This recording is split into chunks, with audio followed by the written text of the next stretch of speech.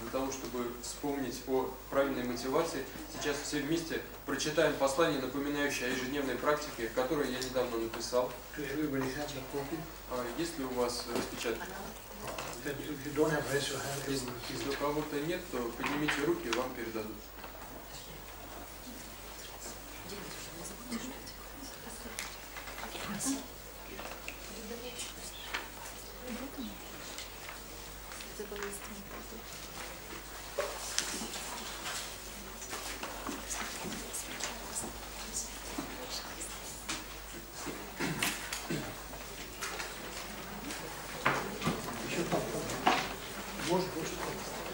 Помоги.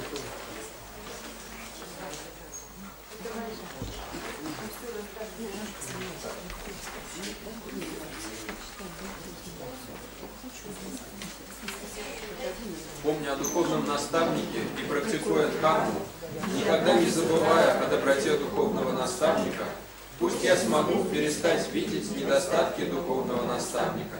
Что бы ни делал духовный наставник, пусть я смогу видеть это как искусное средство. Пусть что бы я ни делал, я делаю в соответствии с желаниями духовного наставника. Пусть я смогу радовать духовного наставника. Если духовный наставник рад, то нет более высокого подношения, чем это, и нет более высокой практики, чем это. Мой духовный наставник практикует так, и я, как его ученик, буду практиковать так же. Помня о смерти и практикуя дхарму, пусть я освобожусь от страданий низших миров. Если я не свободен от низших миров, как я смогу приносить благо другим? Ежедневно вспоминая о страданиях низших миров, пусть я смогу породить подлинное прибежище. Если я обрету подлинное прибежище, то нет подношения выше, чем это, и нет практики выше, чем это. Мой духовный наставник практикует так, и я, как его ученик, буду практиковать так же. Помня об омрачениях и практикуя дхарму, пусть я смогу избавиться от оков омрачений и кармы. С безначальных времен омрачения создают страдания мне и всем живым существам. Соответственно, ум, свободный от омрачений, является безупречным счастьем. Пусть я достигну пресечения омрачений. Пусть я смогу породить особую бдительность в отношении 6 причин омрачения. Пусть мой ум никогда не полагается на омрачение. Пусть мой ум всегда полагается на позитивное состояние. Нет нравственности выше этой, и нет практики выше этой. Мой духовный наставник практикует так, и я, как его ученик, буду практиковать так же. Помня о живых существах и практикуя дхарму, пусть я никогда не забуду доброту живых существ, их доброту как матерей и нематерей, их доброту помощи мне в достижении состояния Будды. Что бы я ни делал, пусть это приносит благо другим. Что бы я ни думал, пусть это приносит благо другим. Пусть я спонтанно приношу благо живым существам. Пусть все страдания проявятся во мне, и пусть океан страданий высохнет. Пусть все счастье уйдет к другим, и пусть все пространство заполнится счастьем. Пусть я не буду держаться эгоистичного ума. Пусть я всегда храню ум, заботящийся о других. Если я всегда буду хранить ум, заботящийся о других, то нет добродетельного ума выше этого, и нет практики выше этой. Мой духовный наставник практикует так, и я, как его ученик, буду практиковать так же. Благодаря памятованию о пустоте и практике дхармы, пусть мудрость, познающая пустоту, явится в облике божества. И пусть я смогу установить видимость божества, как пустую от самобытия. Пусть все обыденные видимости и цепляния исчезнут из ума. Пусть, что бы ни являлось моему уму, является в облике божества и мандалы. Пусть я смогу обрести реализацию союза глубинности и ясности. Когда я достигну реализации союза глубинности и ясности, нет собрания заслуг и мудрости выше этого, и нет практики выше этой. Мой духовный наставник практикует так, и я, как его ученик, буду практиковать так же. Благодаря памятованию о ясном свете и практике дхармы, пусть временные концептуальные мысли растворятся в уме. Пусть проявится изначально чистый ясный свет. Пусть я смогу познать собственную природу. Пусть я смогу установить тонкий объект отрицания. Пусть я смогу познать тонкую абсолютную природу. Пусть все мои омрачения растворятся в сфере пустоты. Пусть я смогу оставаться в ясном свете. Когда возникает концептуальная мысль, она возникает из сферы ума. Когда она растворяется, то исчезает также в сфере ума. Нет пресечения самовозникающих и самоисчезающих концептуальных мыслей. Какая бы концептуальная мысль ни возникла, являясь пищей союза пустоты и ригпа, она освобождается автоматически и становится упражнением дхармакайи. Пусть дхармакая проявится. Если Будды трех времен соберутся вместе, они не смогут дать более глубинных наставлений, чем эти. И нет практики выше, чем это. Мой духовный наставник практикует так, и я, как его ученик, буду практиковать так же. Пока остается пространство, пока остаются живые существа, пусть и я смогу пребывать вместе с ними и поддерживать деятельность моего духовного наставника. 11 июля 2012 года с умом, движимым сильной верой в духовного наставника, я, Джампати Лей, написал это послание, напоминающее о ежедневной практике. Пусть жизнь тех, кто прочитает это послание и будет обдумывать его, станет значимой. I'm happy to see you after a long period of time. Я очень рад всех вас видеть после долгого перерыва. So, my main purpose to come over here and give teaching is to make you a better human being. Самая главная цель, с которой я сюда приезжаю и передаю вам учение, это помочь вам стать более хорошими людьми. Not for collecting many people, that's not my main objective. Не для того, чтобы собрать большое количество людей, это не является моей главной целью. So, most important, quality of the students more important than quantity of students. Качество учеников гораздо важнее, чем количество учеников. So this way, as you, all of you are very, regular people, I have seen you many times. So that's why I'm happy to give you teaching there. Поскольку вы, те, кто регулярно ходит на учения, я вас много раз видел, поэтому я очень рад передавать вам учение. So, from your side also, when you come here, the main purpose is not to receive some new teaching, to make yourself a better human being. С вашей стороны, когда вы сюда приходите, ваша главная цель должна быть тоже, не должна состоять в том, чтобы услышать какое-то новое учение, а она должна состоять в том, чтобы стать более хорошими людьми. And listen in such way, this teaching touch your heart and open your mind. Также слушайте таким образом, чтобы это учение затронуло ваше сердце и открыло ваш ум. If your mind open, then your mind will change. Если ваш ум откроется, то тогда ваш ум изменится. Then you will see something which ordinary people don't see. Тогда вы увидите что-то такое, что обычные люди не видят. If you can see something which ordinary people don't see, then you have a higher dimension of solving the problem, higher dimension of bringing happiness. Если вы будете видеть что-то такое, чего не видят обычные люди, то у вас будет такое более высокое измерение, с которого вы можете решать свои проблемы, и более высокое измерение для обретения счастья. Then your action will be effective, very effective. Тогда ваши действия будут очень эффективны. Then your life will be meaningful. Тогда ваша жизнь будет значимой. So that's why the purpose of this teaching is to make your mind healthier, more deeper, more profound. Поэтому цель получения учения – это сделать свою более здоровую, более глубинную.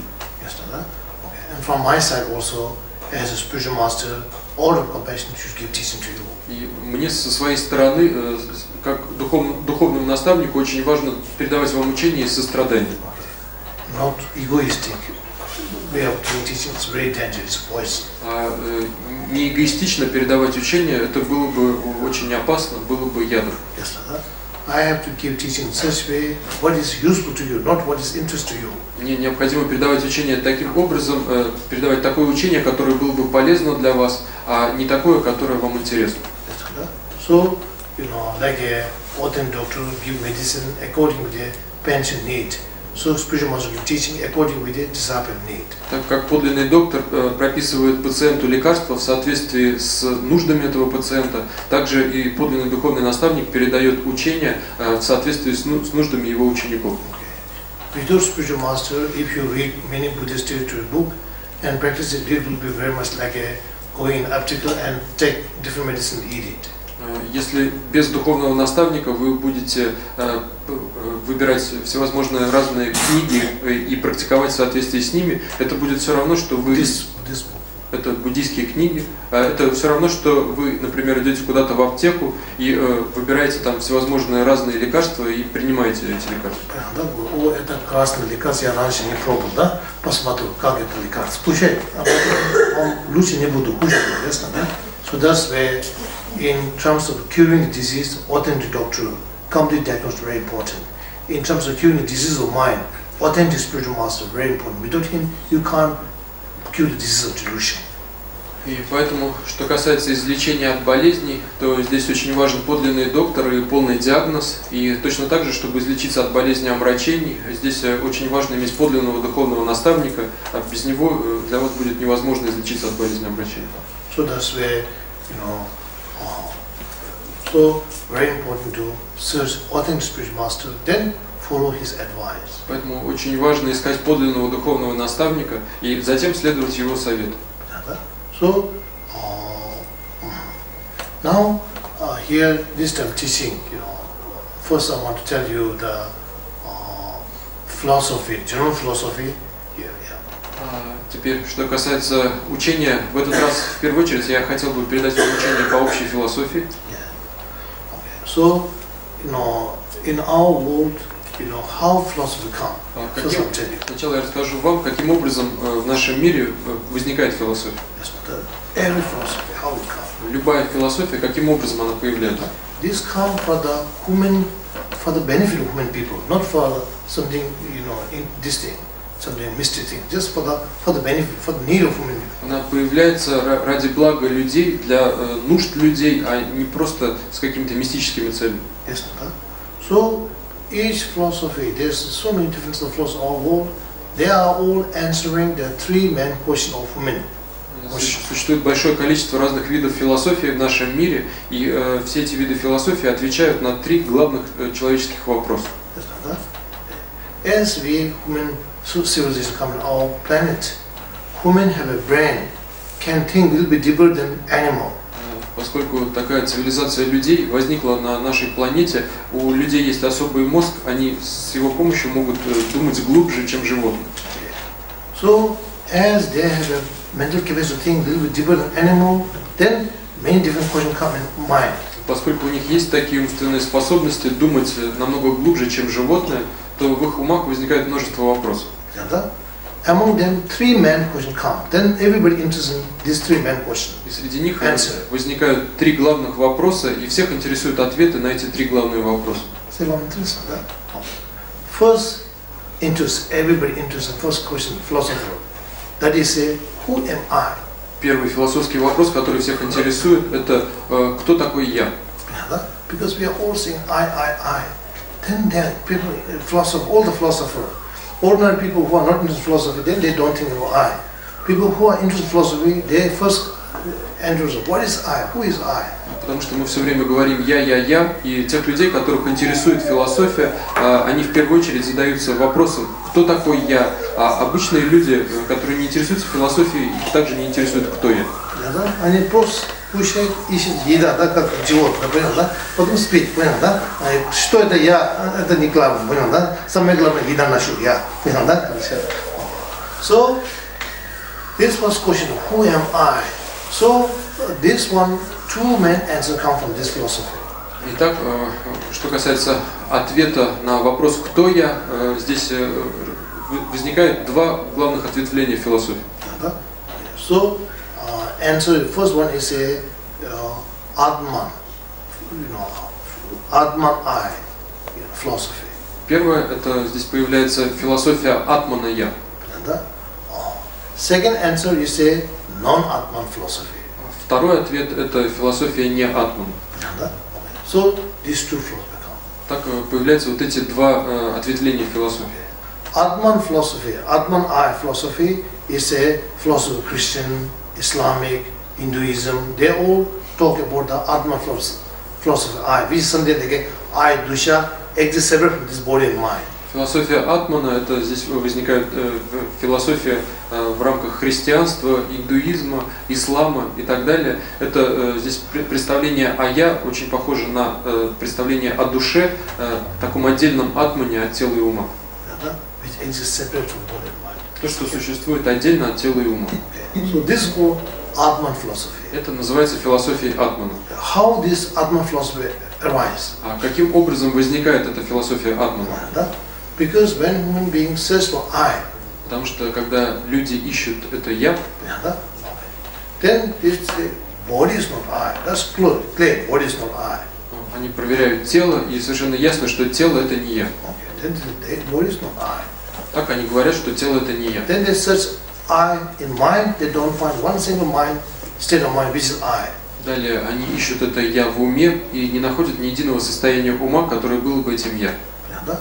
Then they say, mind is not I, body is not I, but I should exist. Otherwise, it's contradiction with our experience. Вот так они говорят, что тело это не я, ум это тоже не я, но я должно существовать, иначе это противоречило бы собственному опыту, прямому опыту. Я существую. That's why I, body is not I, mind is not I must exist. That's why I, as a dusha atman, exists separate from the body and mind. Так, тело это не я, ум это тоже не я, но при этом я должно существовать, и поэтому возникает представление о я как о душе, атмане, существующем отдельно от тела и ума. Something dusha I exists from body and mind. This will go to next life also. Такая душа я, отдельное от тела и ума, которая также перейдет в следующую жизнь. Come from previous life, go to next life. Она пришла из предыдущей жизни и уйдет в следующую жизнь. So that's why those who believe the Atman philosophy, Dusha philosophy, they will believe previous life and future life. Krishna also believe previous life and future life. Поэтому те, кто верит в такую философию души, философию Атмана, они верят в существование предыдущих жизней, будущих жизней. В христианстве тоже есть эта вера в предыдущую жизнь и будущую жизнь. When people die, their dusha go to next life, either go to heaven or hell. Когда люди умирают, то их душа переходит в следующую жизнь, или в ад, или в рай. This is next life. Это следующая жизнь. Yes, so this way, some people say Christians don't believe next life. That's not true. They believe next life. Поэтому некоторые говорят, что христиане не верят в следующую жизнь, но это неправда. В христианстве есть вера в следующую жизнь. Yes, да? Хорошо? Now, Buddhist philosophy, which is called non-Atman philosophy. А теперь буддийская философия, которая называется философией не Атмана. This says there is no Buddhist philosophy. Body is not mind. Body is not the I. That's true. Mind also not I. At the same time, there is no I separate from this body and mind. Так, буддийская философия говорит, что тело это не я, ум это тоже не я, это правда, но одновременно с этим нет такого я, существующего отдельно от тела и ума. That's also, mentally created, mental superstition creation. Это тоже нечто сотворенное умственно, как предрассудки. So there is no such a dusha I, which is exists separate from this body and mind here in the space, on the space, not like that. Нет такой души я, существующей отдельно от тела и ума, где-то здесь в пространстве. So this will be so much contradiction. Здесь возникло бы множество противоречий. Yes, if body go, how you can say I am going? Body is not you. Если, например, тело идет, как вы можете сказать я иду? Body is not you. Тело это не вы. There's no solid dusha which go, so you can't say dusha is going.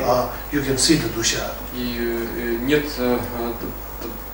такого, нет плотной души, которая бы шла. You can't see it. Вы не можете ее увидеть. So you have say nobody can see me. Так вы должны будете сказать, что никто меня не видит. I am dusha, nobody can see me. They can see only my body. This is a contradiction. Я это душа, никто меня не видит, видеть могут только мое тело, и это было бы противоречие. Yes, so that's why Buddhism is saying that there is no such a dusha separate from the body and mind. But there is no I or dusha, which is a oneness with this body and mind. И так в буддийской философии говорится, что не существует такого «я» души, отдельной от тела и ума, но также и нет такого «я», такой души, существующей единой с телом и умом.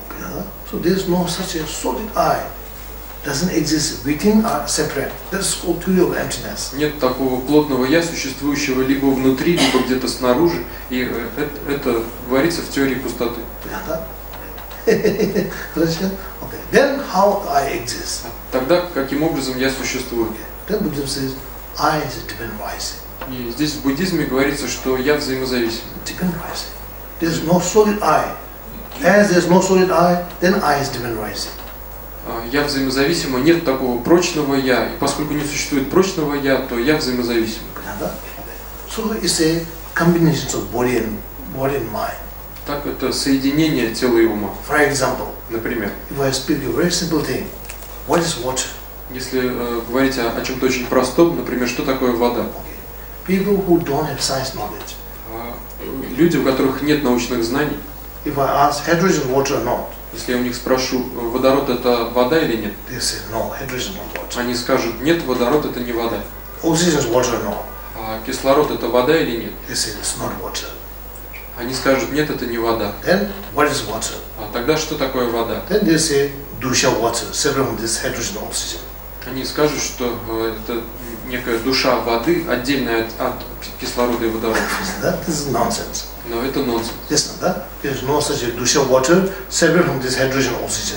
Нет такой души воды, отдельной от кислорода и водорода. There is no solid water how it appears to us. Нет такой прочной воды, которая нам является. When water appears to you, how it appears? One solid water. Когда вам является вода, то какой она вам является? Она является именно такой прочной, такой независимой. In reality, it's not independent. It's dependent rising of hydrogen and oxygen. Но в действительности она не является независимой, она зависима от кислорода и водорода. Just dependent rising, illusion like existence. Она существует просто взаимозависимо, подобно иллюзии. When factor change, then water change. Когда факторы меняются, меняется и вода. Sometimes water, sometimes steam, sometimes ice, because conditions change. Иногда это вода, иногда пар, иногда лед, из-за того, что меняются условия. According to changes of condition, then this water changes. Из-за того, что меняются условия, также меняется и эта вода. If there is independent water, then Buddhism says it never change. А если бы вода существовала как независимая, то в буддизме говорится, что она бы никогда не менялась. As it keep changing depending on different factor, it's very clear indication it's dependent rising. Поскольку она все время меняется и зависит от множества факторов, то очень ясно, что она взаимозависима. So, Buddhism saying, 2,500 years before Buddhism, no, water is a dependent rising of hydrogen and oxygen. И 2500 лет назад в буддизме было известно то, что вода является, возникает как нечто взаимозависимое, зависимое от кислорода и водорода. They don't say oxygen, hydrogen, but they say water is dependent rising. They know it very clear. Там не говорилось о кислороде и водороде, но при этом говорили, что вода взаимозависима, знали это очень ясно. Yes, хорошо. So, like a water, your eye, not body, not mind, but it's dependent rising the body and mind. И точно так же, как вода, ваше «я» — это не тело и не ум, но это нечто, возникающее в зависимости от тела и ума. So that's why, as your I is dependent rising, is empty of true existence. Поэтому, поскольку ваше «я» взаимозависимо, оно пусто от истинного существования. Empty of true existence is a pustata. А пустота от истинного существования – это пустота. Empty of true existence is called pustata. Пустота от истинного существования называется пустота. Yes, okay. So, pustata doesn't mean that it don't exist at all. Pustata means it's empty of independent. Indirect saying it is dependent rising. Пустота не означает, что это не существует вообще. Пустота – это отсутствие независимого, то есть и это. As is empty of independent, then it is dependent rising. Поскольку это нечто пустое от независимого, то оно взаимозависимо. So that's where, Lama Tsongkhapa says dependent rising and emptiness, they are one meaning, two different way of looking at it. И поэтому Лама Цангхапа говорил о том, что взаимозависимость и пустота – это два разных аспекта, которые имеют один смысл. So, detail, then each philosophy school will explain more detail. I'm not explaining detail. I'm just giving you the roughly concept of the pure emptiness. Здесь каждая философская школа объясняет это более подробно. Я вам во всех подробностях это не объясняю, просто передаю общее представление. So, in terms of pure emptiness, first very important to know detail what is pure emptiness. Then you should learn how to maintain pure emptiness. Что касается теории пустоты, то в первую очередь важно очень подробно понять, что такое теория пустоты, далее каким образом медитировать на теорию пустоты. So, in terms of meditation, there is a different level of meditation. You should know how to maintain emptiness without shamatha, then how to maintain emptiness with the help of shamatha. Что касается медитации на пустоту, различает множество различных уровней медитации на пустоту, и поэтому вам необходимо знать, каким образом медитировать на пустоту с помощью шаматхи, и как медитировать на пустоту. Listen carefully. Meditate on emptiness without shamatha. Then second one, meditate on emptiness with the help of shamatha. Каким образом медитировать на пустоту без шаматхи, и второе, каким образом медитировать на пустоту с шаматхой. So there's many different level of explanation how to maintain emptiness. Существует множество различных уровней объяснения того, каким образом медитировать на пустоту. This is the ultimate antidote to remove delusion completely from our mind. И это абсолютное противоядие, которое полностью устраняет омрачение из нашего ума. Now second question. А теперь второй вопрос. Second question is as there is I exist. Then second question, do I have a beginning or not? Теперь, поскольку я существую, то второй вопрос это, есть ли у этого я начало? Yes, So, interest evolution. When it comes? What's the beginning? Do it don't have any beginning? То есть здесь вопрос об эволюции, каким образом возникает это я, есть ли у него начало или нет начала. So, this one then philosophy. There's two different philosophy, answer in different way. Здесь появляются два разных класса философии, отвечающих на этот вопрос двумя видами. So, most philosopher, Christian, Islamic, Hinduism, they answer in second question similar question answer. Большинство философов, относящихся к исламу, христианству, индуизму, одинаково отвечают на второй вопрос. Philosophy very similar. Hinduism, Christian, Islamic, Бог се создал, душа, атма есть, да? Один, зачем война? Один философия, хорошо, ясно, да? Бог один се создал, говорит, один, зачем это? Если война, надо буддист, надо война, чуть-чуть другой философии. Да? Там все один философии. Понятно, да? Хорошо? So Christian, Islamic, Hindu, they are same philosophy of the God as a creator, Atman philosophy. Так, что касается индуизма, христианства, ислама, здесь философия фактически одинаковая. То есть о том, что Бог создал все, и это философия Атмана. Atman philosophy, Бог creator, creator, everything is created by God, yes, все создано Богом. Yes, so that's why those philosophers who believe God as a creator, they all say the same thing, there is a beginning, I. Так, все те, кто верит в Бога Творца, говорят одинаково в отношении того, что в отношении начала, говорят, что у я есть начало. Понятно? Все христианские философы говорят, да, ваше начало есть. Понятно? Индуизм говорит, да, вам есть начало есть, да? Исламе тоже вам начало есть. Понятно? Then you say, when I first exist. What's the начало? How I first exist? Тогда вы задаетесь вопросом, а как я вначале существовал, то есть где возникло это начало? Then they say same thing. All of them say same thing. God created you.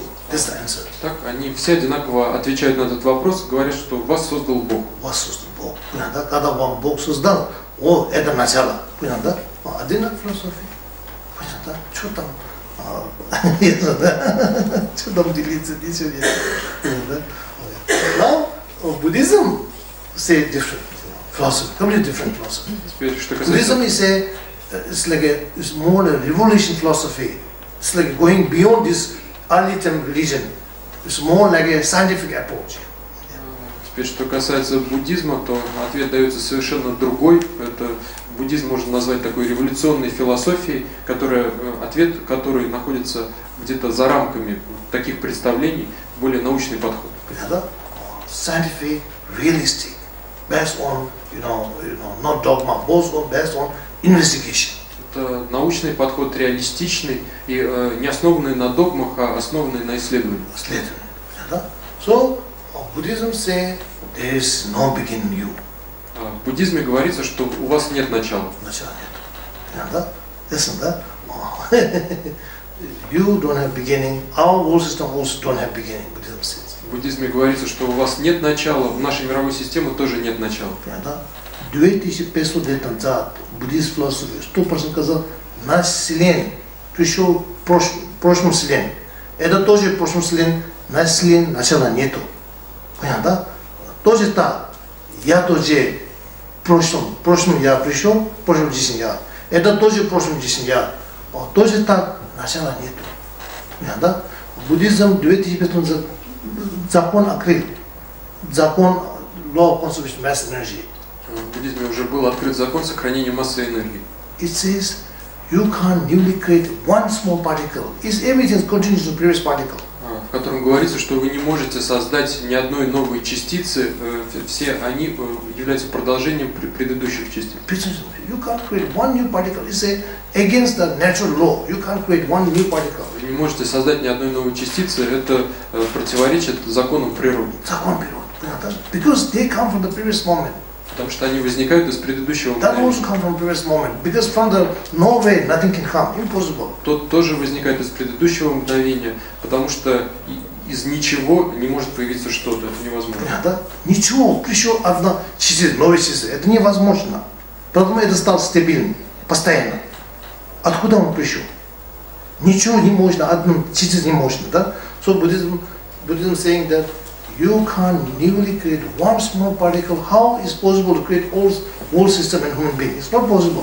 Как в буддизме говорится, что вы не можете создать ни одной новой частицы, как же тогда можно говорить о создании всех людей и всех мировых систем? Это невозможно. So Buddhism says, Buddhism believe in God, but Buddhism says God can't create everything. That's not possible. He can't create one single particle. Так, в буддизме есть вера в Бога, но при этом в буддизме говорится, что Бог не может являться творцом всего вокруг, Бог не может создать даже ни единой мельчайшей частицы. Невозможно. This is contradiction to logic and reasoning. И это невозможно, это противоречит логике умозаключения. Ясно, да? Хорошо? Ясно, да? So that's why everything come from the previous moment of existence. Так все возникает из своего предыдущего момента существования. That also come from previous. This way there is no beginning. Тот, в свою очередь, возникает из предшествующего, и таким образом у этого нет начала. Начала нет. Ясно, да? Хорошо? Вам это интересно, да? So, there is no beginning, there is no end. Same thing Buddhism says. И поскольку нет начала, то также в буддизме говорится, что нет и конца. Конца нет. Понятно? Even small particle, if you smash them, you don't see it. But each particle continue. You can't stop one small particle. Each one is continuing particle.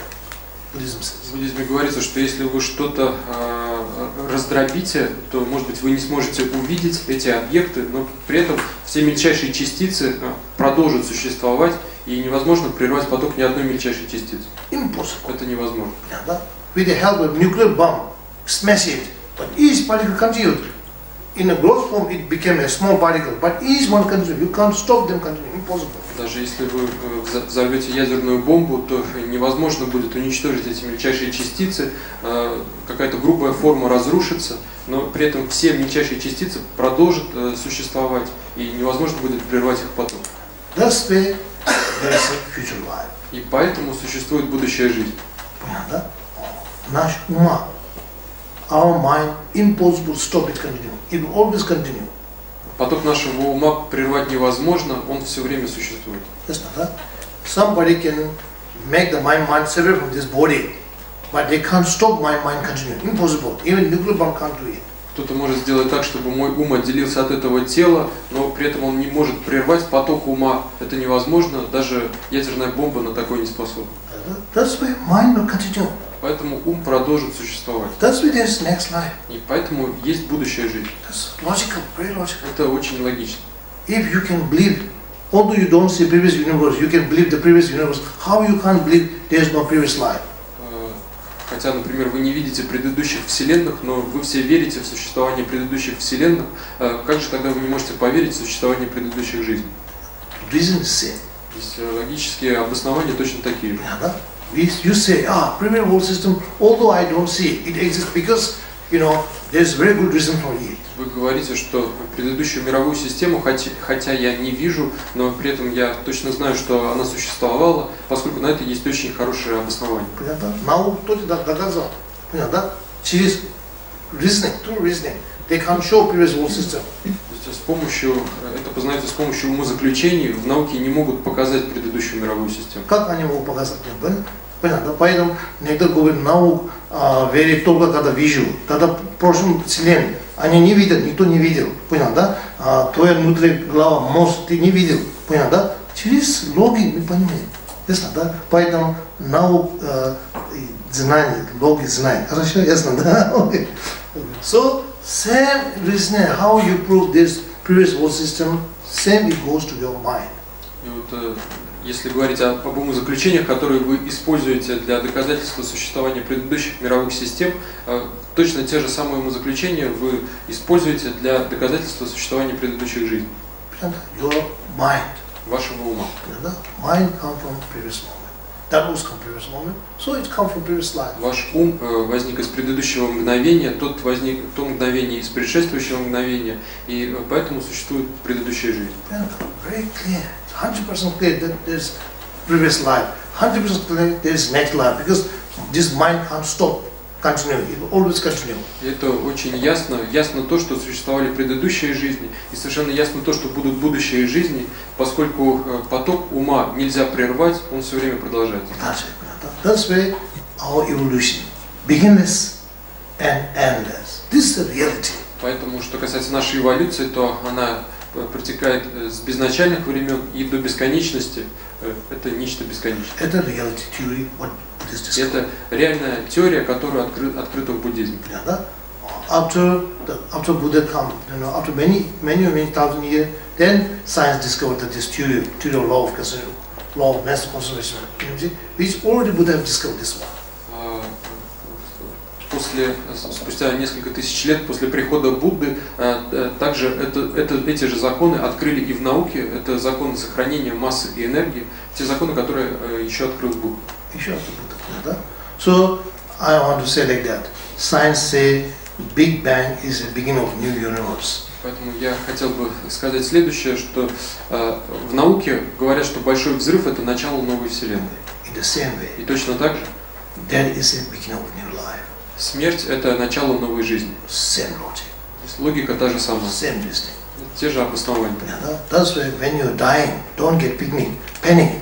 You should understand now is the beginning of my new life. Поэтому, когда вы умираете, не паникуйте в этот момент. Вам нужно понять, что теперь начинается моя новая жизнь. So I will start my new life with a very positive state of mind. И я начну свою новую жизнь с очень позитивным состоянием ума. No attach to past, finish. Forgive everybody mistake.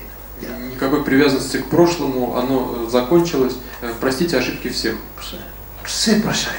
Никого зло мыслить даже не буду. Сейчас я начинаю новой жизни. Сейчас я умираю. Понятно? Смерть – это начало новой жизни. Понятно? Поэтому я делаю всего счастливо. Сейчас я буду начинать новой жизни. Ничего приятного не буду. Понятно? Вот такой ум умирает. 100% хороший реинкарнация будет. Хорошо? Это не забывай. Хорошо? Когда вы умираете, паник не надо. Не думаю, что я буду дальше, я исчезать буду. Нет, понятно? Видно, сейчас я умираю, это как большой взрыв. Начало новой вселенной. Да? Точно так, это начало новой жизни. Смерть – это начало новой жизни. Новая жизнь откуда пришел? Через смерть. Понятно, да? Смерть откуда пришел? Через рождение. Понятно, да? From the birth. Birth comes from the dead. Death comes from the birth. They are like that, from this way there's no end. Смерть возникает из рождения, рождение заканчивается смертью, и таким образом у этого нет конца. Конца нет, да? I will tell you one anecdote. Я расскажу вам один анекдот. Okay, one Yure man, he had a lot of money. Then, Nalu was very, Nalu is very interesting. He said, from where all this, from where you get this money? Это жил-был один человек, еврей, который накопил очень много денег, и налоговая инспекция очень интересовалась, откуда он раздобыл все эти деньги. Then asked him, from where you get money? Они спросили у него, а где вы взяли эти деньги? Then this Yure said, I get this money from the yashik. Этот человек, еврей, сказал о том, что я взял эти деньги из ящика. Then this Nalok say, yashik, where this money come into yashik? А далее From where money come into yashik? Далее налоговая спросила, откуда эти деньги так попали в этот ящик. He says, my wife put money in yashik. Он сказал, моя жена положила эти деньги в ящик.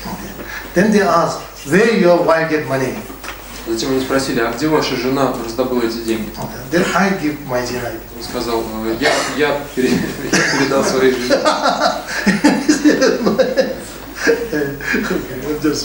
Это просто шутка.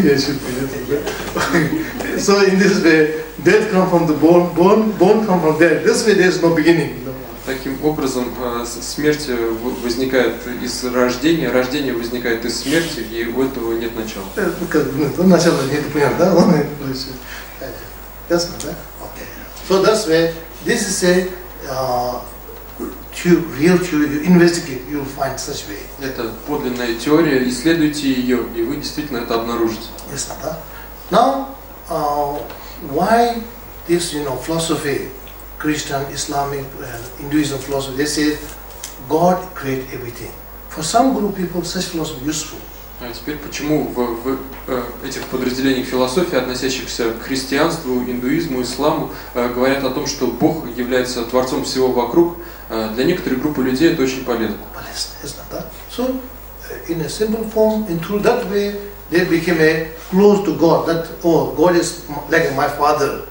Then they can, they created God. They can feel close to God also. Так, если говорить простым языком, то благодаря этому они чувствуют большую близость к Богу, чувствуют, что Бог как мой отец, что всех их создал Бог. Yes, да? Then there is one danger also. Также в этом есть одна опасность. Да? Когда ваша жизнь счастлива, тогда я люблю Бог, да? Ты меня создал, я счастлива, поэтому я тебя очень люблю. Когда ваши проблемы будут, понял, да? Потом я говорю, почему ты меня создал, такой много проблем, понял, да? Потом anger to God also possible. Также здесь возможен гнев на Бога. Понял, да? Бог, я так молитву читал, мой сосед вообще молитву не читает, ты ему это дал, да? Меня почему не дал, понял, да? Тоже неправильный approach, понял, да? Then many question, some innocent child don't do any wrong, why they have a very dangerous disease? Также может возникать множество различных вопросов. Например, некоторые невинные дети не делали ничего дурного, а тем не менее, почему они страдают от очень опасных болезней? Some people very negative, all the time cheating people, harm people, but they have a very powerful. Некоторые люди настроены очень негативно, все время вредят людям, обманывают людей, но при этом имеют очень много власти. Да? Почему? Пусть они болеют. Дети совсем болезнь, да? Если вы создал, почему ты чуть-чуть правильно не создал, понял, да? Это вопрос трудно отвечать. Ясно, да? Хорошо? Okay. So that's where, so when you understand that, then there's a little bit, you will feel something, there's no parallel. У вас может возникнуть такое чувство, что нет справедливости. Да? Okay. Ясно, да? So when you believe the law of karma, а когда вы верите в закон кармы, then 100% sправедливо. Тогда все на 100% справедливо. Everybody experience the consequence of what they have done. Все испытывают последствия того, что они сделали. Понятно? This child in previous life they have done some wrong action. That's why they experience the consequence. Этот ребенок в предыдущей жизни совершал какие-то неправильные действия, и поэтому сейчас испытывает их последствия. Да? and this Abmanchik, some good thing have done previously, he is getting the result. This now he will experience a bad result. Soon, very soon he will experience bad result. Этот обманщик в предыдущей жизни делал что-то хорошее и сейчас получает результат этих хороших действий, но вскоре он также получит и плохой результат. So that's why when you understand the theory of karma, then you will never feel that there is no probability in our world. There is a very probability. Поэтому, если вы знаете о законе кармы, то у вас никогда не появляется такого чувства, что в нашем мире нет справедливости. Вы думаете, что в нашем мире все очень справедливо. Все правдиво. Ясно, да? Правдиво. 100% есть. Не беспокой, понял, да? Если плохо люди, плохо дело, ты не беспокой. Они яд кушают. Пока чуть-чуть танцевать, да? Потом болеть буду. Понял, да? Жалко. Я не буду думать, где правдиво, это надо тюрьма сидеть. Нет. Они все равно очень плохо будут. То кушать я, все равно плохо буду. Без я не могу. Buddha says, you can escape from the country law. Будда говорил, что вы можете сбежать от законов страны. But you can't run away from the law of karma. Вы не сможете сбежать от закона кармы. Impossible. Это невозможно. Ясно, да? Хорошо? Okay. Ясно, да? You can even escape from American law, but you can't escape the law of karma. Impossible. Вы можете даже сбежать от американской налоговой, но при этом не можете сбежать от закона кармы. Это невозможно. Это невозможно. Ясно, да? Хорошо? Okay. Хорошо. That's why when you know this theory, then you say, my future very much in my hand. I should be very careful with my present action. И когда вы знаете эту теорию, то вы понимаете, что ваше будущее во многом находится в ваших руках, и поэтому вам нужно быть очень осторожными с вашими текущими действиями. Buddha says, I discovered the law of karma. Buddha says, I didn't create the law of karma. This is a natural law, I just discovered it. Будда говорил, я не создавал закон кармы, это закон природы, я просто открыл его. Да? Ясно, да? Как учение Будда, посмотри, совсем другой. Он не говорит, Бог создал, такой нету, да? Он говорит, даже я не создал, Бог не создал. Это природный закон, который я открыл. Ясно, да? Который я открыл. Поэтому это наука. Ясно, да? Buddhism, I'm saying, it's a really high level of science. It's not a dogma. It's not something like a religious dogma. This is very much scientific. Я говорю о том, что буддизм по-настоящему очень научен, и здесь нет никаких религиозных догм. Это как наука. Наука, да? Very high level of наука. Это наука очень высокого уровня. Да? Ясно, да? So, now third question. Теперь третий вопрос. Third question is then what is what is a method of bringing happiness? What is method of solving the problem? Третье, каков метод обретения счастья и каков метод решения проблем? This is the final question. Это конечный вопрос. First answer question: Who am I? Первый вопрос это кто я? Кто я? Second, either is beginning or not beginning. Who created this one?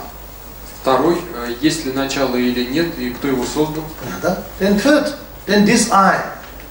What is the method of bringing happiness to this I? What is the method of removing suffering to this I? И третий вопрос это каков метод обретения счастья для этого я, каков метод устранения страданий для этого я. This is the man philosophy question. So each philosophy, even modern science, they are explaining third question: how to bring happiness, how to solve the problem. И, это три главных вопроса философии, и также даже в современной науке дают объяснения, такие ответы на этот третий вопрос, каким образом обрести счастье, каким образом решить свои проблемы. That's why science has discovered so many theories, mainly for human happiness, to solve the problem, bring happiness. В науке открыто так много разных теорий. Самое главное, они предназначены для человеческого счастья, для решения проблемы обретения счастья. Yes, so they think that through material development, then we can bring happiness, solve the problem. Science thinks such a way. Ученые думают так, что с помощью материального развития мы можем стать счастливыми, можем решить свои проблемы. This is a science approach. Это научный подход. This is a modern education approach, not only science. Это Не только научный подход, но также подход современного образования. Through material development. Это через материальное развитие. So, within spiritual, this says, only through mental development you can solve the problem, bring happiness. Что касается духовного подхода, то здесь говорится, что только There's some group, this is only mental development. Определенная группа людей говорит, что только с помощью развития ума можно обрести счастье и решить проблемы. Some philosophers saying both of them necessary. Некоторая группа философов говорят, что необходимо и то, и другое. Buddhist philosophy, both of them necessary. Буддийская философия говорит о том, что важным является и то, и другое. As we have body, material development is good, but only this will not solve the problem. This philosophy says. В буддийской философии говорится, что поскольку у нас есть тело, то материальное развитие это хорошо, но только материальное развитие не может решить всех проблем. Hand to hand, material development, mental development should come together. Then you can solve the problem. Здесь наряду с материальным развитием рука об руку должно идти также и развитие ума. Это необходимо, и тогда вы по-настоящему сможете решить свои проблемы. So now in terms of mental development. А теперь что касается развития ума. Ясно, да? Все вам интересно, да? Я сейчас даю полный, глобальный ответ на этот вопрос. Хорошо? Любой человек разговор, они будут говорить, да, правильно. Понятно, да? So, mental development, see, now, method of bringing happiness, remove suffering through mental development. Now, Christian, Hinduism, and Islamic, how they explain, how to develop the mind. Теперь, что касается метода обретения счастья и решения проблем через развитие ума, то здесь каким образом в индуизме, христианстве, исламе объясняется, как развивать свой ум. So, they all say, as you are created by God. Они все говорят, что поскольку вас создал Бог, if you do according to what God say, that is mental development. Если вы поступаете в соответствии с волей Бога, то это будет развитием ума. If you go against the will of God, that is a degeneration of mind. А если вы идете против воли Бога, то в этом случае это деградация ума. Through that way, you will be unhappy, other people will be unhappy. Так вы будете несчастны, и другие люди тоже станут несчастными. If you go according to what God advised, you will be happy, other will be happy. А если вы поступаете в соответствии с советами Бога, то вы будете счастливы, и другие тоже будут счастливы. So this is the one first man practice, mental development practice. Faith in God and doing everything exactly what God say, and every day pray. Это первая практика, самое главное в отношении развития ума, это вера в Бога, и далее это когда вы поступаете в точном соответствии с волей Бога, также очень важно молиться каждый день. Каждый неделю храм обязательно. Понятно? Воскресенье обязательно надо. Исламик говорит, пятница обязательно. Понятно? Христиан говорит, воскресенье обязательно. Понятно? Hindu say as much as possible every day. Индуисты говорят, что молиться необходимо как можно больше в течение дня. Every day go to hram, or if you can't, then 2 times in 1 week, 3 times in 1 week. Нужно ходить в храм каждый день, но если вы не можете ходить каждый день, то как минимум 2 или 3 раза в неделю в храм ходить нужно. And man emphasis on the offering to God. Самый главный упор делается на совершении подношений Богу. This is the development explained in Christian, Islamic, and Hinduism.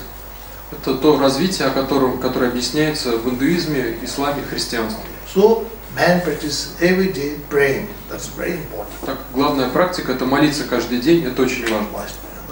Buddhism don't deny. В буддизме это не отрицается. Это не отрицается. Ясно, да? Buddhism хорошо, ясно, да? Okay.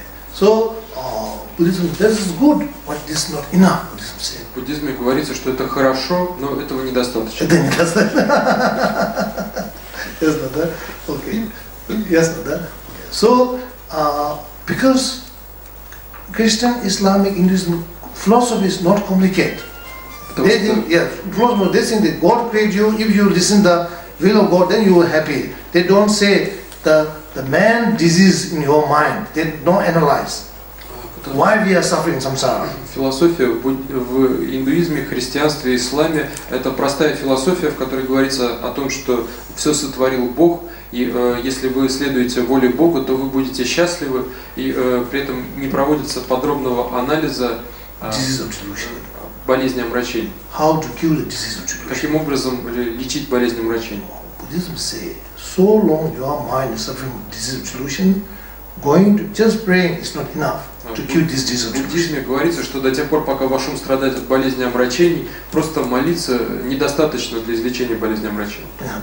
Just listen to the advice of God and keep some good diet is not enough. Только лишь слушать воли Бога и придерживаться правильной диеты, этого недостаточно. Это уже полезно, но это недостаточно. You have to get the antidote for the disease of delusion. Вам необходимо обрести конечное противоядие от болезни омрачений. And then remove the disease of delusion from your mind. И после этого устранить болезнь омрачений из своего ума. Then wherever you stay, there is a perfect happiness. И тогда, где бы вы ни пребывали, везде будет безупречное счастье. Mind under the control of delusion is a samsara. It's called sixth state of mind. А ум под контролем омрачений называется сансарой. Это больное состояние ума. This is suffering nature. Это страдательная природа. Mind completely free of delusion is called liberation, nirvana. А ум полностью свободный от омрачений называется освобождением, нирвана. This nirvana just pray not enough.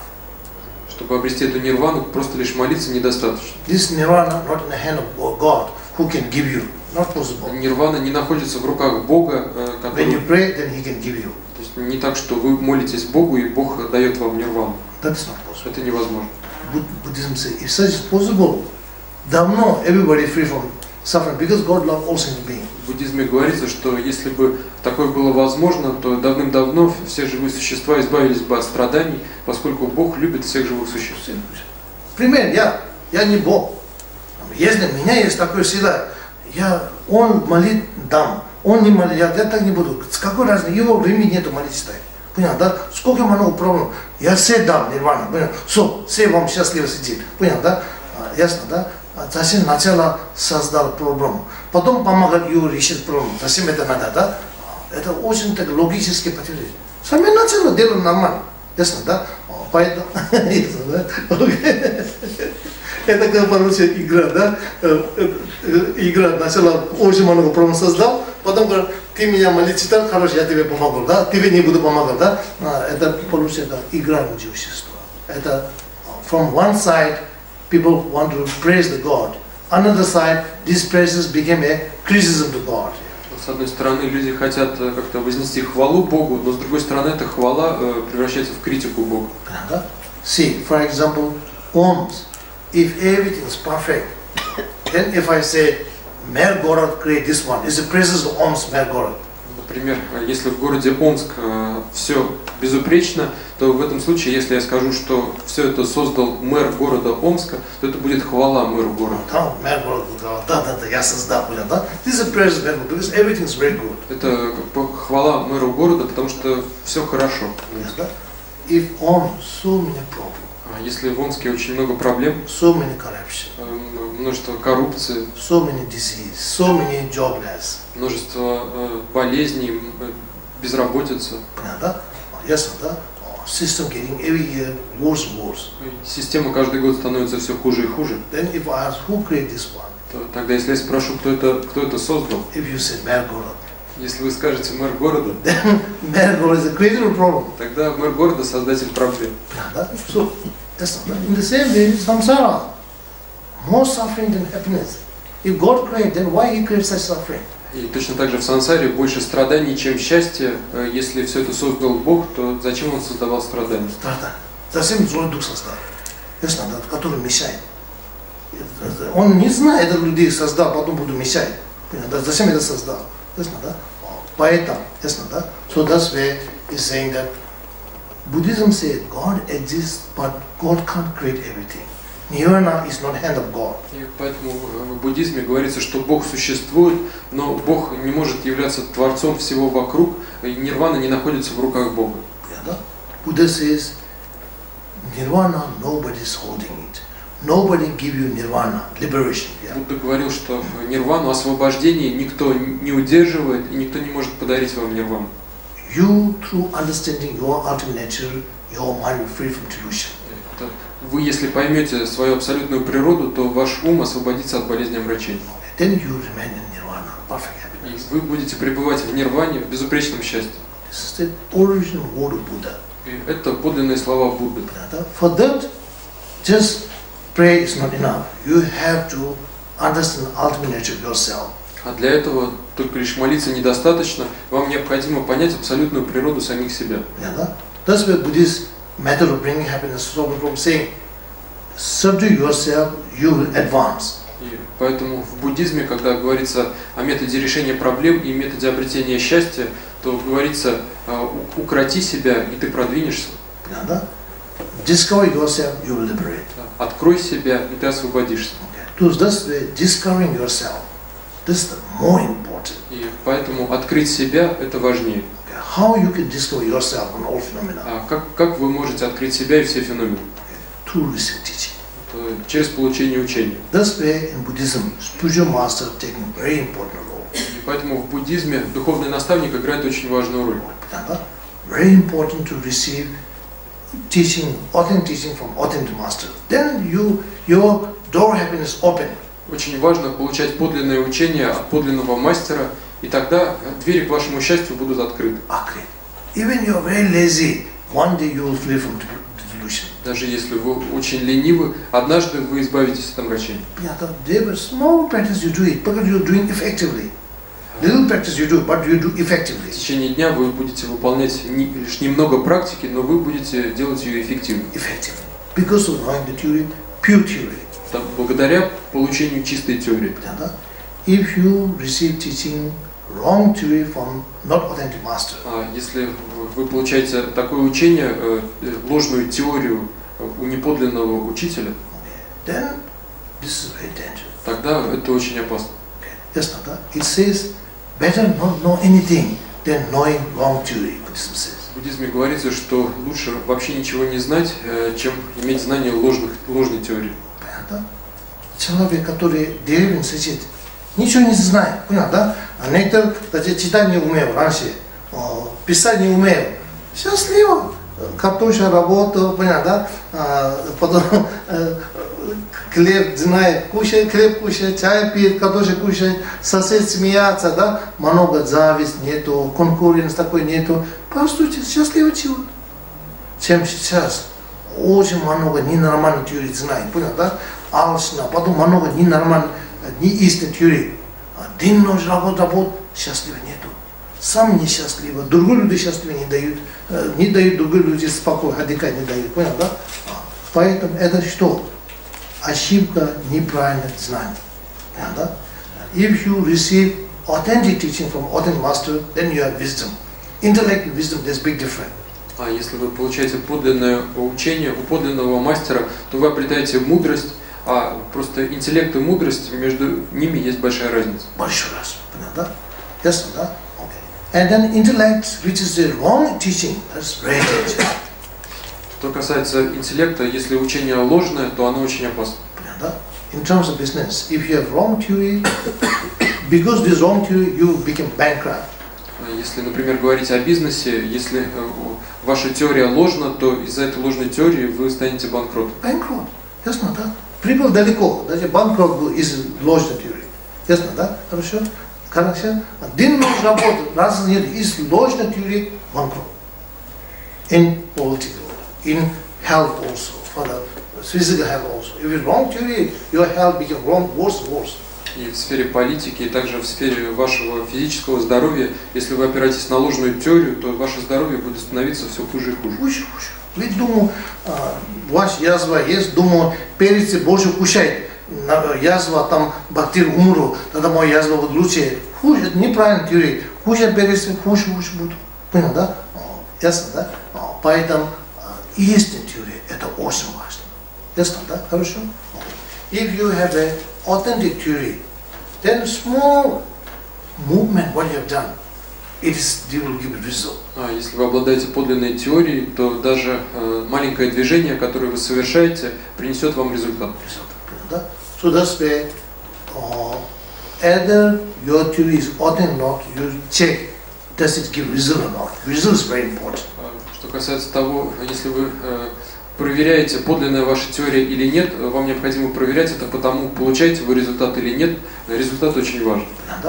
If you get small result, you say, you say, I put such amount of effort, it gives me such amount of result.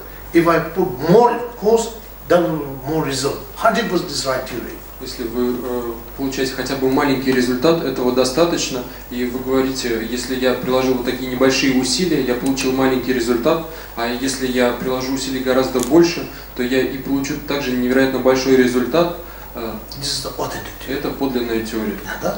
Yes, Buddhism saying that you can't judge the medicine tree or poison tree not from the color, not from the how it appears. Здесь в буддизме говорится, что вы не можете оценивать дерево, ядовитое оно или целебное, по цвету этого дерева или по его внешнему виду. Eating result. If he remove the disease, then it's medicine.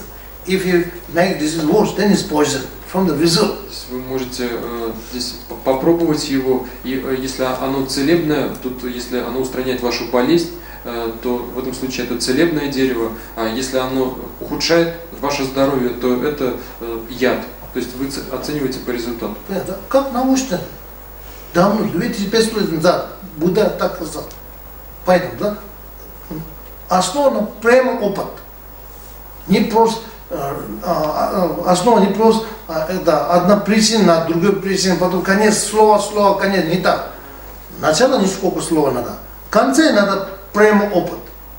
Понятно, да? Поэтому основа на прямо опыт, потом говорят, да, это истина, это не истина. Ясно, да? So, Buddhist reasoning, if you investigate, at the end it comes down to direct experience. Так, если вы исследуете буддийские обоснования, логику, то в конце концов она сводится к прямому опыту. Прямой опыт. Ясно, да? Ясно, да? It's not something like a word from another word, there's no endless word, not like that. То есть это не так, что одно слово следует за следующим и там бесконечная цепочка слов. Это не так. For example, one reasoning, your mind by nature pure. Например, такое умозаключение, что ваш ум по природе чист. Delusion is not nature of your mind. Омрачение не находится в природе вашего ума. Why? Почему? В буддизме дается такое обоснование. If the delusion is nature of your mind, если бы омрачения пребывали в природе вашего ума, then like a fire and fire heat, all the time you should be angry. То точно так же, как огонь и жар, вы все время должны были бы злиться. As heat is the nature of fire, wherever there is fire, there is heat. Поскольку жар находится в природе огня, то везде, где есть огонь, есть и жар. Very clear example. Это очень ясный пример. Like a fire and heat, if the anger is nature of your mind, all the time you should be angry. Так же, как огонь и жар, если бы гнев находился в природе вашего ума, то вы все время должны были бы злиться. So investigate. Do you all get angry or not? Тогда проверьте, все время вы испытываете гнев или нет. No. Нет. Then it's very clear. Proof that anger is not nature of your mind. Тогда это очень ясное доказательство того, что гнев не находится в природе вашего ума. Логика основана на научной доказательстве. Не просто слава на слава, потом говорят, Будда так сказал, не так, да? Посмотри ваш опыт. Вы всегда гнев не будет. Иногда сильная жалко получится, иногда сильное созидание, любовь. Понял, да? Иногда гнев. Это знать, гнев это не природа вашего ума. Понял, да? Ясно, да? So in this way, all the reasoning at the end come to direct. Yeah, this is the logic, Buddhist logic I'm telling you. Так, все логические обоснования в конце концов сводятся к прямому опыту. Это я хотел бы вам сказать о буддийской логике. That's what I'm saying. It's a scientific approach. Поэтому я говорю о том, что это научный подход. Научный подход. Ясно, да? Okay. Хорошо? Okay. So, okay. Now, in terms of bringing habit and solving the problem. А теперь, что касается обретения счастья и решения проблем. What Buddhism says. Что говорится в буддизме? Ясно, да? Вам все интересно, да? Buddhism is saying that first you should know what is the creator of suffering. В буддизме говорится, что в первую очередь вам нужно знать, что является создателем наших страданий. From where this problem comes? who created this problem? That's very important. Откуда возникают эти проблемы, кто создает эти проблемы? Это очень важно. If you don't know who is the man who created the problem, then if you solve the problem never solve. You always deal with problem because you don't know who is the man created. Если вы не знаете, кто является главным создателем ваших проблем, то тогда вы никогда не решите всех своих проблем. Because you don't know who is the creator of your problem. Поскольку вы не знаете, кто создатель ваших проблем. You solve one problem, but this created problem always there. Вы решите какую-то одну проблему, но этот создатель проблем все равно будет оставаться. Okay. So, yes, okay. So, if you ask our Christian brother and sister, who is the creator of our problem? Если вы спросите у наших христианских братьев и сестер, кто является создателем наших проблем, I am sure they will say our delusion is the creator of our problem suffering. Я уверен, что они скажут, что это наше омрачение, создатели наших проблем, страданий. Then samsara, our samsara, God don't create, our delusion create. That's very clear. Когда нашу сансару создал не Бог, а сансару создали омрачение, это очень ясно. Это очень ясно. Ясно, да? Хорошо? Okay. So, in the Christian theory, there's no very clear explanation. God created everything, but there's no explanation very clearly who created your suffering. There's no very clear explanation. В христианской теории не дается очень ясного объяснения. То есть говорится о том, что Бог является Творцом всего, но при этом не рассматривается подробно, что создает ваши страдания. Jesus, in a Jesus Bible, there's so many teachings of Buddha. В Библии, в учении Иисуса Христа, очень много учений Будды. Although Jesus say, according to at that time Judaism that God created, but He teach a little bit more deeper than Judaism. Хотя Иисус Христос давал учение с точки зрения той философии, которая существовала в иудаизме, о том, что Бог является Творцом всего вокруг, но тем не менее Иисус Христос передавал более глубокие знания, чем в иудаизме. He says, God create everything. Then he said, where is God? God is not there. God is here. He said. Так он говорил о том, что Бог создал все, но на вопрос, где находится Бог, он говорил, что Бог находится не где-то снаружи, а Бог находится внутри. Means our mind. Это означает наш ум. Our mind is the creator of our suffering. Our mind is the creator of our happiness. So he's saying the same thing in Buddhism. Наш ум является создателем нашего счастья, и наш ум создателем наших страданий. То есть говорится то же самое, что и в буддизме. So we are the creator of our happiness. We are the creator of our suffering. Мы являемся создателями нашего счастья, и мы создатели своих страданий. This way you should be afraid of yourself. Поэтому вам нужно бояться самих себя.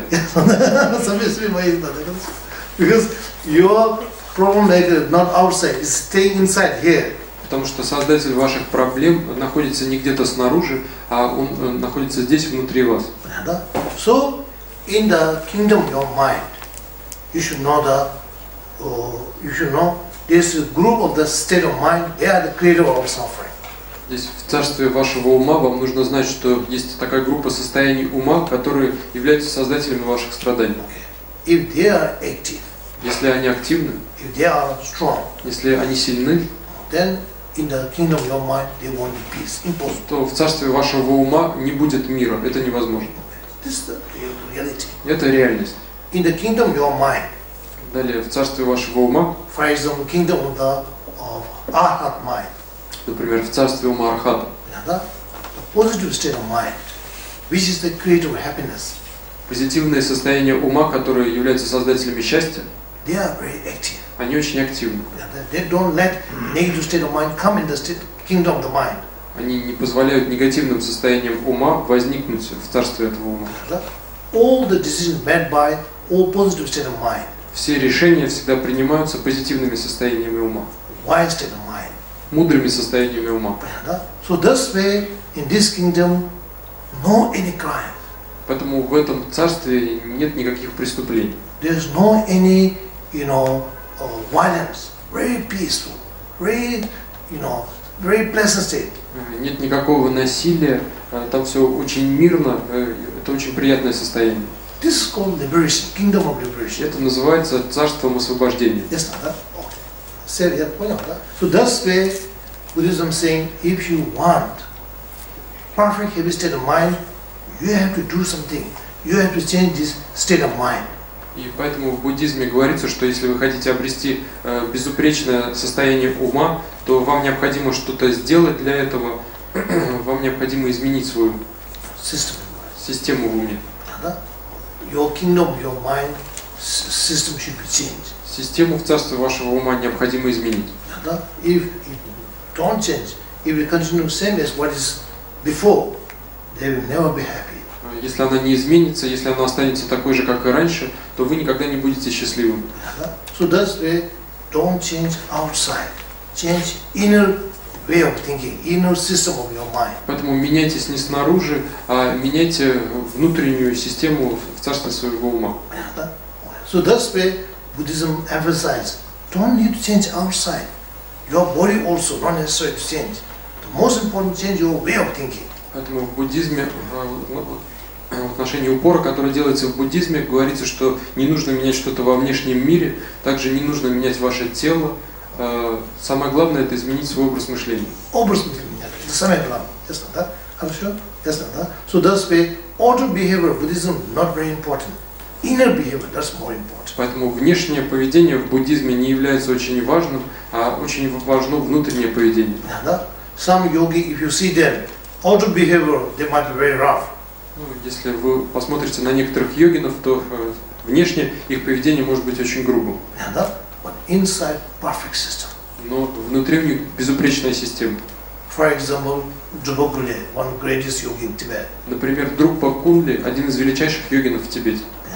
If you see him, outer behavior, если вы посмотрите на его внешнее поведение, вы подумаете, что этот человек большой хулиган.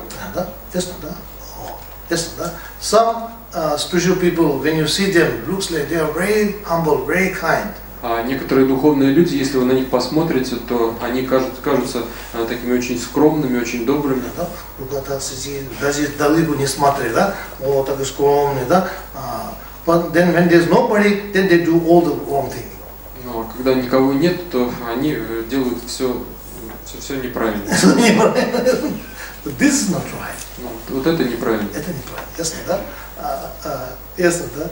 Okay. One spiritual person, I will tell you one joke. Я расскажу вам одну шутку. One spiritual man. Об одном духовном человеке. When he flies самолет. Когда он летел на самолете. When he come to, then pilot says now 5,000 meters. Пилот сказал, что сейчас высота 5000 метров. Then he asked stewardess, bring me 50 грамм. Он попросил стюардессу, налейте мне 50 грамм. Да, и выпил. Then it come 10,000.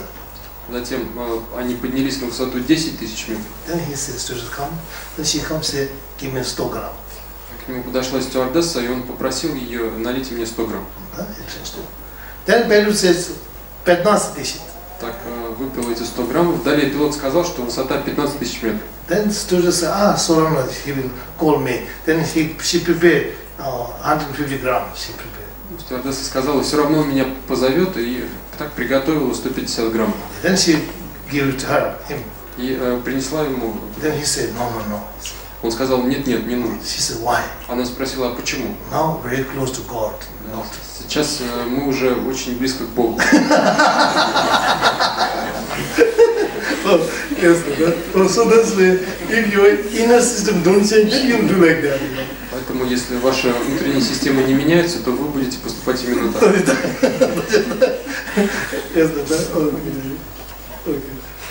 So some religious people, I heard that they say, if you do night and wrong, doesn't matter. At that time, God is sleeping. Я слышал, что некоторые духовные люди говорят, что если вы ведете себя плохо ночью, то это не страшно, потому что ночью Бог спит. These are the ignorance. Это неведение. Buddha says, if you do negative action secretly, it's like in dark house eating poison. No different. Будда говорил, что если вы втайне совершаете вредоносные действия, то это все равно, что в темном помещении выпить яд.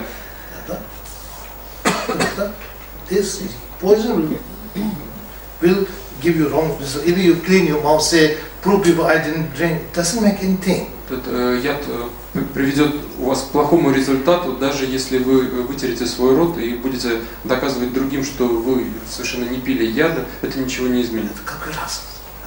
Поэтому вы никого не доказываете, вы хороший человек. Самое главное, будь хороший человек. Ясно, да? Хорошо?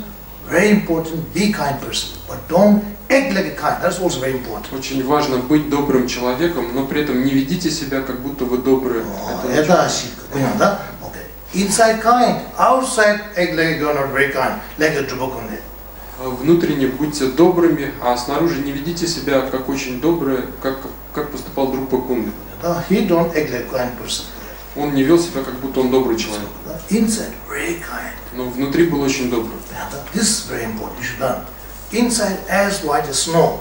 Outside, according to situation, you should appear. Sometimes peaceful, sometimes wrathful. Итак, вот этому вам очень важно научиться внутри быть совершенно белыми, как снег, но снаружи являть себя в соответствии с ситуацией, иногда мирным, иногда гневным.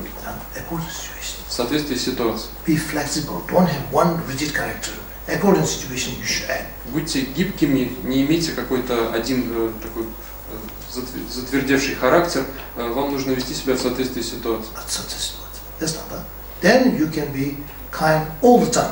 This is my diamond advice to you. Тогда вы сможете быть добрыми все время. Это мой для вас совет, подобный бриллианту. So now in changing the inner system. А теперь, что касается изменения внутренней системы. So as I told you, the man problem, man creator your suffering is your delusion. Как я вам говорил, главный создатель ваших проблем, главный создатель ваших страданий – это ваше омрачение. And then this all delusion from where it come? А теперь откуда возникают все эти омрачения? Then this is very clearly our ignorance. И здесь Будда очень ясно говорил, что из нашего неведения. Something not clear understanding or perverse understanding. То есть либо из неясного понимания или из извращенного понимания. From these two, then all delusion come. Из этих двух видов неведения возникают все омрачения. Example, if you get angry to somebody, investigate. There is 100% either misunderstanding or perverse understanding. Например, если вы на кого-то злитесь, то исследуйте, и на 100% окажется, что у вас есть либо недопонимание, либо извращенное представление. From clear understanding, from precise understanding, impossible to get angry. На основе ясного понимания, на основе точного понимания невозможно разозлиться. Impossible. Это невозможно. So that's why Dignaga, great logician. И поэтому Дигнага, великий мастер логики, he says, all the delusion come from the, perverse consciousness. Говорил о том, что все омрачения возникают из ложного, извращенного сознания. Mistaken consciousness. Ошибочного сознания. Mistaken cognition. Ошибочного познания. All the positive statements come from the value state of mind. А все позитивные состояния ума возникают из достоверных состояний ума. That's why I am writing Buddhist logic, text of Buddhist logic. What is valid cognition, what is not valid cognition, precisely to free people from the disease of delusion. И поэтому я пишу книгу по буддийской логике, чтобы очень ясно продемонстрировать людям, что является достоверным познанием, а что является недостоверным познанием. To free people from чтобы избавить людей от болезни омрачений. Хорошо. So that's why all our delusion come from the ignorance. И поэтому все наши омрачения возникают из неведения. So long ignorance and delusion stay in our mind. If they are active, you will not happy, you will not let other people be happy. До тех пор, пока неведение, омрачение присутствует в вашем уме, то вы будете несчастны, и вы не дадите другим быть счастливым. Ясно. Вы сам спать не буду, другой спать не дадут. Понятно, да? Сын ночью что-то говорит, ясно, да? Хорошо. So that's why now our main target is to remove delusion completely from mind. That's our main target. Теперь наша главная цель – это полностью устранить омрачение своего ума. This is called nirvana. Это называется нирвана. This is perfect health, healthy mind. Это безупречно здоровое состояние ума. Perfect healthy state of mind, mind completely free from disease of delusion. That is a perfect healthy state of mind. Безупречно здоровое состояние ума – это ум полностью свободный от омрачений. This is called nirvana. Это называется нирвана. That is the practical beyond your reach. Ну, на практике это сейчас для вас недостижимо. Yeah, at the moment, even I tell you some technique how to remove delusion, you can't achieve the result. В настоящий момент, даже если я передам вам какую-то технику, устраняющую омрачение, вы не сможете добиться результата. Yes, that? Okay. Why? Почему? Because the technique which I'm going to show you how to make, even I teach you how to make emptiness, your mind will not free from delusion, because there's so many foundation need for this one. Потому что даже если я передам вам технику, расскажу, каким образом медитировать на пустоту, то вы не сможете так полностью избавить свой ум от омрачений, поскольку для этого необходима хорошая основа. Just curiously now, you need a state of mind, very clear state of mind, very one point of conscious state of mind. That's called shamatha. Здесь одной лишь теории недостаточно, вам необходимо очень ясное состояние ума, это однонаправленная концентрация, которая называется шамат. Shamatha, with the help of shamatha, you achieve such a clarity, such a one point of concentration, which is beyond worldly people. С помощью шаматхи вы обретаете такую ясность, такую однонаправленную концентрацию, которая за рамками того, что имеют обычные люди. Then not one this enough. Then on top of it you need renunciation. Ну, одного лишь этого тоже недостаточно. В дополнение к этому вам необходимо отречение. You need a bodhisattva, cherish other more than yourself. И только отречения недостаточно, вам также необходимо бодхичитта, забота о других больше, чем о себе. Then if you meditate emptiness, you can really free the mind from this delusion. И тогда, если вы будете медитировать на пустоту, вы по-настоящему сможете избавить свой ум от болезни омрачения. Но это далеко. Для этого требуется очень хороший фундамент. Now, practical for you, what's the at moment what's most effective teaching? Сейчас, если говорить о чем-то практичном для вас, то какое учение в настоящий момент для вас самое эффективное? You don't have a concentration. You can concentrate 2 minutes on one object at the moment. У вас нет в настоящий момент такой концентрации, чтобы концентрироваться на одном объекте даже на 2 минуты. You don't have a smell of renunciation. У вас нет запаха отречения. You don't have smell of bodhicitta. У вас нет запаха бодхичитты. Okay. Then very vague understanding, maybe completely don't understand. Очень абстрактное понимание теории пустоты, может быть полное непонимание теории пустоты. Okay. In this stage, if I give you teaching on clear life, illusory body, I am harming you. Если в этом состоянии я буду передавать вам учение по ясному свету или иллюзорному телу, то так я буду вредить вам. Если в таком состоянии я буду передавать вам учение по тантре, я буду вам вредить. Like a very weak patient, very weak. He didn't eat for a long time food, and whole week, if I give very powerful medicine, I might kill him. Это как, например, если пациент очень слаб, он длительное время не ел еды, у него все органы страдают очень слабо. Если я сразу же дам ему очень мощное лекарство, то я так убью его. Thus way, any spiritual master giving, people who don't all this foundation, giving teaching on clear light, illusory body, tantra, this spiritual master is harming them. Not helping them. Когда духовный наставник передает таким людям учение по ясному свету, иллюзорному телу, учение по тантре, 6 йогам Наропы, то в этом случае этот учитель вредит этим людям, а не помогает им. Why? Because Buddhism says tantra is a secret teaching. Why secret? Those who don't have foundation, this teaching is harmful. That's why it's secret. Почему? Потому что в буддизме говорится, что тантра это тайное учение. А почему оно тайное? Потому что тем, кто не имеет хорошего фундамента, это учение не помогает, а вредит. Поэтому оно называется тайным. Ясно, да? Хорошо? Поэтому русские люди надо знать. Думаю, если это тайна, это хорошо. Это неправильно. Понял, да? Хорошо? Okay. So, if somebody is secret means, doesn't suit me. That's the secret. Так, если кто-то слышит, что учение тайное, значит, он должен понимать, что оно ему не подходит.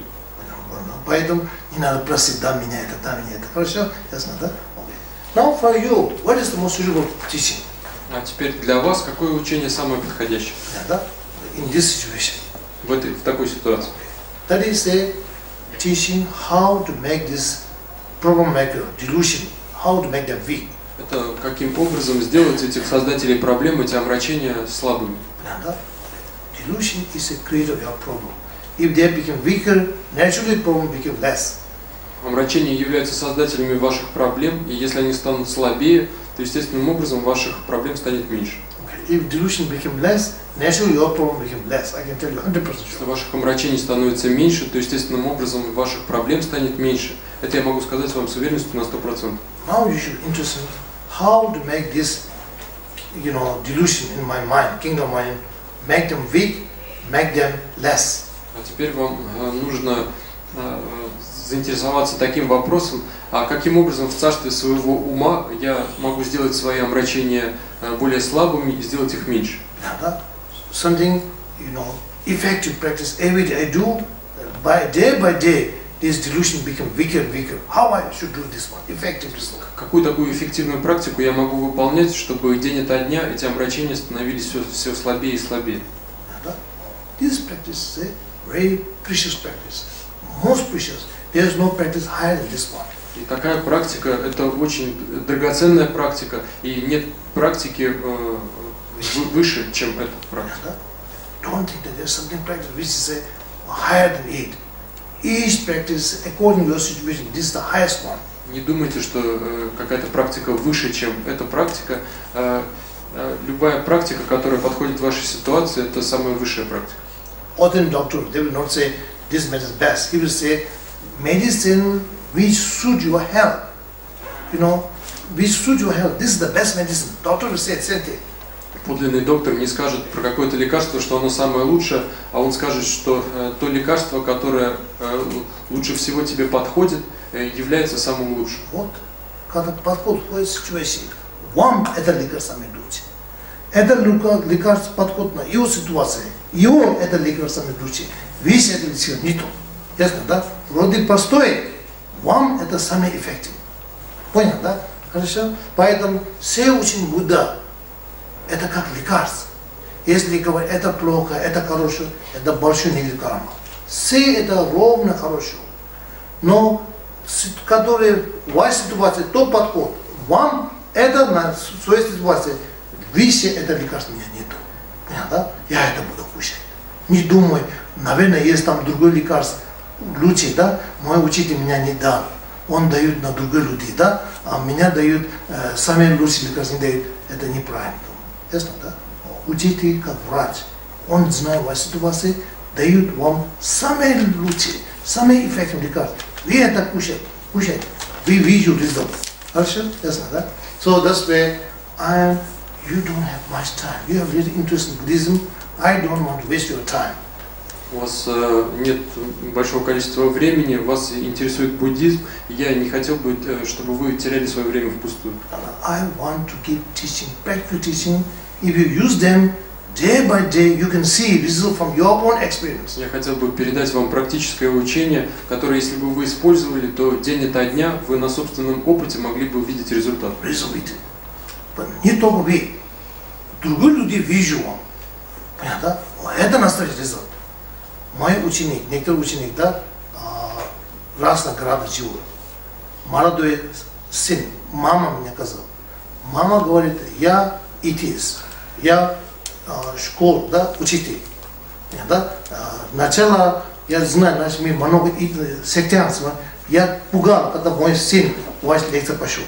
Я пугал, потому что я атеист. Потом я видел много сектантских, очень плохо делают дети.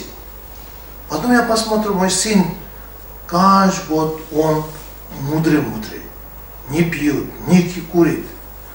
Я вначале думал, сейчас он интересно буддизм, работать не буду. Он учить, работать, одновременно он свои дела делает, да? Одна вещь не пускает, все помнит. Иногда он дает мне такой совет, и меня голова не пришел, мне стыдно было. Поэтому сейчас Гесела, я хочу буддизм, говорит. Мама говорит, я хочу буддизм. Я видел, мой сын, меня. Понял, да? Он сейчас не пьет, не курит, полный человек. Не как буддист, медитация, да? Нет. Он свое время что-то занимается, он сидит занимается, но учись, что надо работать, все дела, мирское, что надо делать, все полное дело. Он одна вещь не пускает. Это правильно. Я всегда говорю, не пускай, материал развивает. Вам жить надо. Понятно? Только это недостаточно. Это надо, все стороны надо. Тогда наша жизнь полная жизнь. Хорошо? Ясно, да? Okay. This is my advice to you. You younger generation, 21st century should be like that. With the material development, mental development should come together. This is very important. Это мой для вас совет. И у вас, молодого поколения, в 21 веке ситуация должна быть такова, что материальное развитие должно происходить вместе с духовным развитием, рука об руку. Then our future civilization will be very advanced civilization. Тогда в будущем наша цивилизация будет очень развитой, продвинутой цивилизацией. Okay, yes, okay. So now, what is your practice, most effective practice in your daily life? Теперь какая практика самая эффективная в вашей повседневной жизни? That is say, how to make the delusion weak. Это каким образом сделать омрачение слабым? How to make them less, how to less them, minimize them. И как уменьшить? For that you should know. First you should know how delusion come in our mind. Для этого what is the condition? What is the cause and what is the condition? В первую очередь вам необходимо знать, каким образом омрачения возникают в вашем уме, каковы причины и каковы условия. The main cause of delusion is an imprint of delusion. Главная причина омрачений – это отпечаток омрачений. This is the main cause. Это главная причина. So this imprint of delusion, in order to rise, then it need condition, six condition. Чтобы этому отпечатку омрачения проявиться, ему необходимо условия, и говорится о 6 условиях. Through seeing the object of delusion, then delusion rise. To hearing the object of delusion, delusion rise. Если вы видите объект омрачения, у вас возникает это омрачение. Если вы слышите об объекте омрачения, у вас также возникает омрачение. If you talk the object of delusion, delusion rise. Если вы говорите об объекте омрачения, возникает омрачение. Yes, so in this there is 6 conditions which increase the delusion, make the delusion active. Есть 6 условий, которые являются условиями для возникновения омрачений, они делают омрачение активным. So thus way you should know them and don't let your mind meet with these 6 negative conditions which affect the zlo dukkha of delusion. Так вам необходимо о них знать и не позволять своему уму встречаться с этими 6 условиями, которые пробуждают злого духа ваших омрачений. Your delusion is zlo dukkha. Ваше омрачение – это злой дух. This is a creator of all your problems. Это создатель всех ваших проблем. Yes, so thus way zlo dukkha is not outside, zlo dukkha is here. Поэтому злой дух находится не где-то снаружи, злой дух находится здесь внутри. If you go by cemetery, you don't afraid that there's some zlo dukkha. This will not hurt you. Если вы идете где-то по кладбищу, то не бойтесь, что там где-то есть какой-то злой дух, They will not harm you. а они вам не навредят. Они слабые, понятно? Они тела нету. Даже они боятся человека, понятно, да? Если вы боитесь, тогда они думают, как собака, да? Когда человек боится, собака думает, я сильнее, тогда собака лает, да? Если вы спокойно боитесь, они тоже своим делом, они вам мешать не будут, ясно, да? Есть одна история. There's any story that Zlo dukkha come from the cemetery and break all the stakan and television. Есть ли в Омске хотя бы одна такая история, что какой-то злой дух с кладбища пришел кому-то домой и разбил стакан и сломал телевизор? Нету. Одна история нету. Ясно, да? Every day there is an inner zlo dukkha wake up and breaking stakan and television. There's everyday story. Но что касается как истории о том, как просыпается внутренний злой дух и бьет стаканы и телевизоры, такие истории происходят каждый день. Есть день, понятно, да? Кого-то сосед, туда, везде злой дух стоит. Сначала один злой дух, да? Муж злой дух стал. Потом стал жена тоже злой дух, два злой дух, понятно, да? Потом один злой дух стакан сломал, другой жена говорит, я тоже не буду, понятно, да? Два стакана сломал, понятно, да? Вот так, понятно, да? So this is who break all this thing? Inner злой дух, that's very clear. И кто все это ломает, это внутренний злой дух, это очень ясно. So that's why you should first feel very strong conviction that all your problem makers, you are slow to this delusion. В первую очередь вам необходимо обрести очень сильную убежденность в том, что самый главный создатель ваших проблем, всех ваших проблем, это ваш внутренний злой дух омрачения. You should feel such a feeling that if this is going to go, then how happy it would be. У вас должно появиться такое чувство, что если бы вот этот злой дух куда-то ушел, то какое бы это было счастье. Пример, если вам было очень плохо сосед, всегда кричает, шумит, да, потом вы говорите, о, если это сосед уйду, тогда 2 дня спать буду, да, а ты говоришь, это нирвана. Потому что вы знаете, это сосед чуть-чуть мешает, вы это понимаете? Понятно, да?